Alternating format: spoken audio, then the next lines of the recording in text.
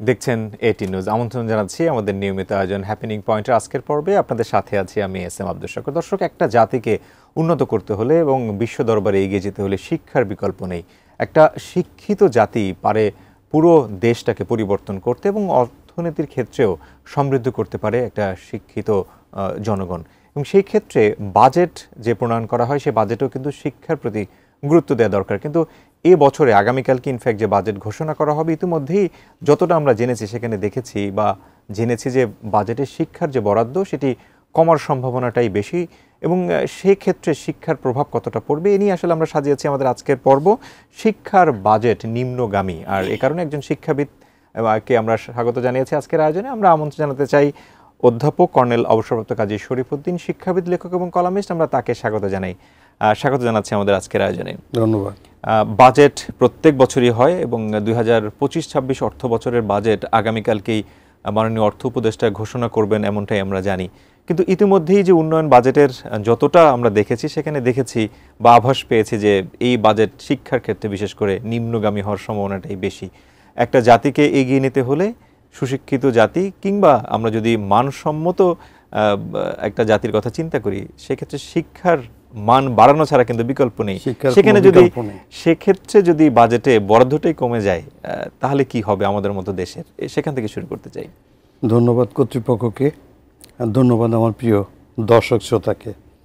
আগামীকাল আমাদের দেশের পরিকল্পনার সর্বোচ্চ প্ল্যান যেটা বাজেট, সেটা ঘোষণা করতে যাচ্ছেন। যেমনটি আপনি বলেছিলেন, আমাদের ডক্টর সালেউদ্দিন আহমেদ, মাননীয় অর্থ উপদেষ্টা। তো উনি যখন আমাদের এটা ডিক্লেয়ার করতে যাচ্ছেন, অন্য বছরের বাজেট আর এই বছরের বাজেট একটু ভিন্ন। Budget is nothing, this is the detail plan. আপনার আমার জীবনে আমরা কি করি, আয়ের উপর নির্ভর করে আমাদের ব্যয়ের একটা প্ল্যান করি। আর বাজেট হচ্ছে আমাদের ব্যয়ের একটা দেশের, রাষ্ট্রের প্ল্যান করে ওটা কোত্থেকে আয় করতে হবে, কেমন করে অর্থ সংস্থান দেবে, সেটাই বাজেট। এটা আমাদের মতো দেশের জন্য, এটা আমাদের উন্নত দেশের বাজেটটা আসলে তারা তাদের মতো করে করতে পারে, যেহেতু তাদের আয় বেশি ব্যয় কম। কারেক্ট। এই মুহূর্তে যেমন উচ্চ মুদ্রাস্ফীতি, রিজার্ভ সংকট, ডলারের দাম বৃদ্ধি হয়েছে, দেন রাজস্ব আদায়ের রেকর্ড পরিমাণের ঘাটতি আছে, দেন রিসেন্টলি আমাদের অভ্যুত্থানের পরে যে পরিবর্তন, বিচার সংস্কার, নির্বাচন নিয়ে যে তথ্য উপাত্ত, সত্যি একটা আস্থার সংকট। এই মুহূর্তে আমাদের অন্তর্বর্তীকালীন সরকার এই বাজেটটা ঘোষণা করতে যাচ্ছে, যেমন তাদের ইনফ্যাক্ট প্রথম বাজেট। সাধারণত বাজেট ঘোষণা করা হয় সংসদে যে মন্ত্রী থাকেন, মাননীয় অর্থমন্ত্রী ঘোষণা করেন। যেহেতু এই মুহূর্তে কোনো সংসদ নয়, আজ থেকে 16 বছর আগে যখন এমনি করে একটা সরকার ছিল, তখন এই বিএম আজিজুর রহমান সাহেব 2007-2008 বাজেট ঘোষণা করেছিলেন। আর 16 বছর পরে ডক্টর সালেউদ্দিন আহমেদ, যেটা সাধারণত জুন মাসের এক বৃহস্পতিবারে ডিক্লেয়ার করা হয়। আর এটা জুন মাসের 2 তারিখে, I mean tomorrow at the evening hour, it will be declared day after tomorrow. কারণ এর কদিন পরেই আসলে বৃহস্পতিবার থেকে ইনফ্যাক্ট পবিত্র ঈদুল আজহা শুরু হয়ে যাবে সরকারিভাবে। তারপরে বাজেট নিয়ে আমাদের মাননীয় উপদেষ্টারা আলোচনা করবেন এবং এটা নিয়ে বৈধতা দেবেন, বাট যেটা জুলাইয়ের 1 তারিখ থেকে আসলে ইফেক্টিভ হবে, থেকে কার্যকর হবে। বাট যেমনটি আপনি বলেছিলেন, শিক্ষা খাতে বাজেট, শিক্ষা একটা জাতির মানদণ্ড নির্ণয়ের জন্য ফার্স্ট ইউটেন্সিল টুলস। আমরা বলি তো শিক্ষা জাতির মেরুদণ্ড। শিক্ষা জাতির মেরুদণ্ড। সামাজিক ও অর্থনৈতিক পরিবর্তনের মূল চালিকা শক্তি হচ্ছে শিক্ষা। চীনের একজন বিখ্যাত দার্শনিক নাম হচ্ছে কনফুসিয়াস। উনি বলেছেন, যদি তুমি এক বছরের জন্য পরিকল্পনা করো, ধান রোপণ করো। যদি তুমি 10 বছরের জন্য পরিকল্পনা করো, তাহলে তুমি বৃক্ষ রোপণ করো। আর যদি তুমি 100 বছরের পরিকল্পনা করো, শিক্ষাক্ষেত্রে ব্যয় বাড়াও, জাতিকে শিক্ষিত করো।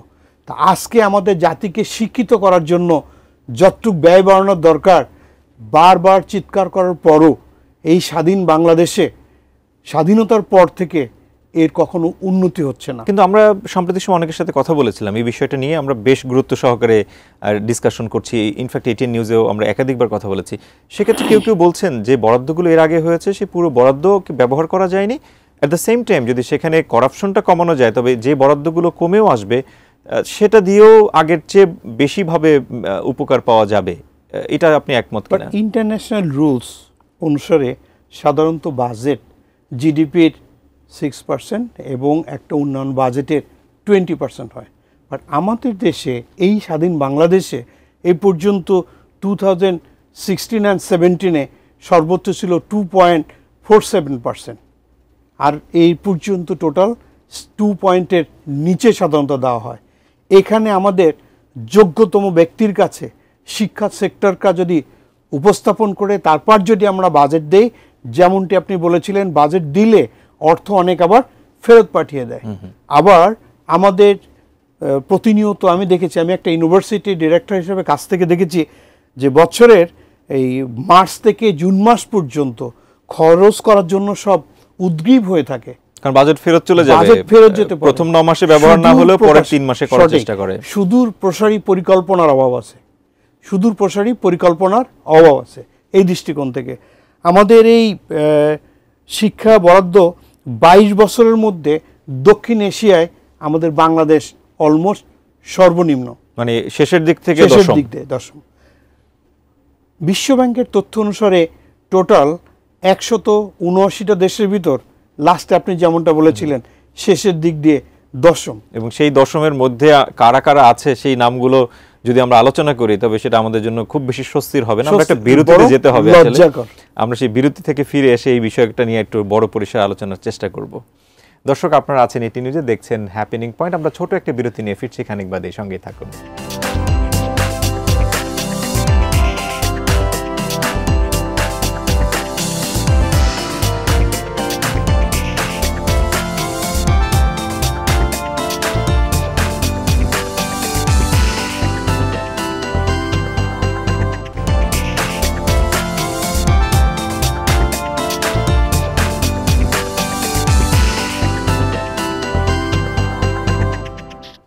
বিরতির পর হ্যাপেনিং পয়েন্টে আরও একবার স্বাগত জানাচ্ছি। শিক্ষার বাজেট নিম্নগামী, আমরা এই নিয়ে কথা বলছি, তবে শিক্ষা সংশ্লিষ্ট আরও অনেক কিছু বলার আছে। আমরা অতিথির কাছে ফেরত যেতে চাই, আলোচনায় আবারও যুক্ত হতে চাই। আমরা বিরতিতে যাওয়ার আগে আমরা আমাদের অবস্থান নিয়ে কথা বলছিলাম যে দক্ষিণ এশিয়া আমরা কী অবস্থায় আছি, কিন্তু আমি একটা ভিন্ন প্রসঙ্গের অবতারণা করতে চাই। আমরা খুব একটা জনবহুল দেশ, আমাদের 18 কোটিরও বেশি মানুষ আছে, কিন্তু আমরা যখন দেখি যে শিক্ষিত বেকারের সংখ্যা অনেক, তখন মাঝে মধ্যে প্রশ্ন জাগে যেভাবে আমরা শিক্ষিত করছি মানুষদেরকে, সেই প্রসেসটা ঠিক আছে কিনা। ঠিক আরেকটা প্রশ্ন, আমরা যখন বিভিন্ন দেশ সফর করে দেখি যে সেই সব দেশে এরকম মানুষরা এত বেশি শিক্ষা গ্রহণ করে না, রাদার তারা কিন্তু ভালো আয় করার সুযোগ আছে। যদি আমি টেকনিক্যাল স্কিলের কথা বলি, আমরা আমাদের এই জনসংখ্যাকে যদি জনসম্পদে রূপান্তর করার একটা উদ্যোগ গ্রহণ করি এবং সেক্ষেত্রে টেকনিক্যাল স্কিলগুলোকে যদি ভালোভাবে তাদের মধ্যে দিতে পারি, তাহলে কিন্তু এই হিউম্যান রিসোর্স রপ্তানি করে আরও বেশি টাকা আয় করার সুযোগ আছে। এই যেহেতু বাজেট কমছে, তাহলে বাজেট কমিয়েও কিন্তু এ ধরনের শিক্ষায় শিক্ষিত করা যায় কিনা? ধন্যবাদ। শিক্ষা, সুশিক্ষা, এর জন্য দরকার জেনারেল অ্যাওয়ারনেস, সিরিয়াসনেস। বর্তমান আমরা একটা গ্লোবালাইজ বিশ্বে বসবাস করছি, ইন্টারনেটের মাধ্যমে সমগ্র বিশ্বের সাথে কম্পিটিশন করে সামনে এগিয়ে যাচ্ছি। কোনো একটা সময় ছিল শুধু পাঠশালায় পড়ালেখা করতো, এখন অনলাইন এবং ইন্টারনেটের মাধ্যমে সমগ্র বিশ্বের যে কোনো জায়গায় অনলাইনও পড়ালেখা করতে পারে। অবশ্যই এটার জন্য প্রয়োজন হচ্ছে শিক্ষা খাতে বরাদ্দ এবং প্রশিক্ষণ। যেমনটি আপনি বলছিলেন যে একটা ছেলে যখন দেশের বাইরে যায়, যেটা ইনকাম করে, এটা যদি তার স্কিলটা থাকে, জেনারেল অ্যাওয়ারনেসটা থাকে, সেই সাবজেক্টে যদি সে এক্সপার্ট হয়, তাহলে যে ইনকাম করছে তার থেকে 1000 টাইম বেশি ইনকাম করতে পারে। আমরা কিন্তু দেখছি যে আমাদের দেশে একজন doctor, their earning total accountability cannot be the same. তো সে কারণে একজন sweeper, that is also profession, অবশ্যই keeping due respect to him, এবং ওই ভদ্রলোককে যদি আমরা স্কিল করে দেশের বাইরে পাঠিয়ে দিই, তাহলে সে একদম জনসম্পদে পরিণত হবে। জনশক্তি প্রশিক্ষণের মাধ্যমে এবং শিক্ষার মাধ্যমে জনসম্পদে রূপান্তরিত হতে পারে। এই জনসম্পদ হচ্ছে বিশ্বের জন্য বাংলাদেশে একটা বিশাল অ্যাসেট। দেখুন, কোনো সময় যখন দেশের অবস্থা টালমাটাল হয়ে যায়, তখন দেশে যারা কর্তৃত্বে, নেতৃত্বে, ব্যক্তিত্বে থাকেন, যারা দেশ শাসন করেন, তারা বারবার বিদেশে গিয়ে বলেন যে বাবা, তোমরা দেশের এই রেমিটেন্সটা পাঠায়। এবং আমাদের এই যে 5 আগস্ট পরবর্তী বাংলাদেশের বিনির্মাণে, অর্থনৈতিক বিনির্মাণে আমাদের রেমিটেন্স যোদ্ধাদের কিন্তু ভূমিকা অনেক বেশি। অবশ্যই অত্যন্ত শ্রদ্ধা নিয়ে বলি যে আপনার মতো আমারও অনেক দেশে ভ্রমণ করার সৌভাগ্য হয়েছে, যখন বিভিন্ন জায়গায় দেখতে পাই যে আমার বাঙালি ভাইয়েরা স্কিল্ড হয়ে তাদের সঙ্গে কম্পিটিশনে অনেক এগিয়ে যাচ্ছে, আর যারা এখান থেকে প্রশিক্ষিত না হয়ে মানে ইমোশনকে স্টাবলিশ করে দেশের বাইরে অর্থের বিনিময়ে চলে গেছে, তারা ওখানে গিয়ে ওই নিম্নগামী, যেটা না হলেই নয়, সে চাকরিতে প্রফেশনে আছে। এইটার জন্য প্রয়োজন হচ্ছে আমাদের শিক্ষা, এবং শিক্ষা উন্নতি করতে গেলে শিক্ষা খাতে বাজেট লাগবে। সেটা কারিগরি শিক্ষা, এটা প্রাথমিক শিক্ষা, এটা উচ্চ শিক্ষা।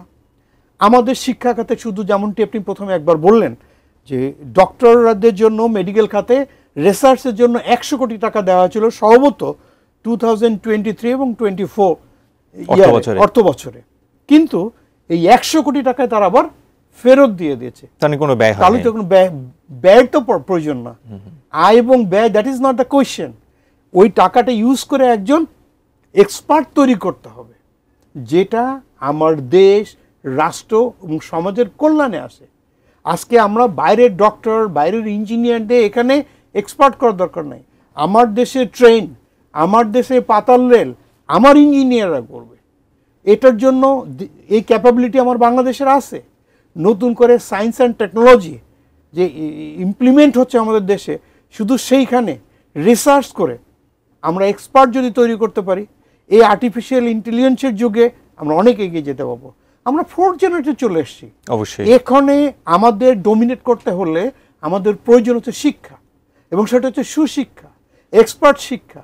যদি আমরা শিক্ষার দিক দিয়ে পিছিয়ে থাকি, তাহলে আমাদের সত্যি গলা টিপে মারা ছাড়া এডুকেশন সেক্টর আর কোনো উপায় নেই। আমরা অনুষ্ঠানের শেষের দিকে আছি, আমরা বুঝে গেছি যে বাজেটটা আসলে কমছে শিক্ষার দিকে, কিন্তু সেই বাজেটকেও কাজে লাগিয়ে কিভাবে আমরা আগামী 1 বছরে আমাদের উন্নয়ন করতে পারি?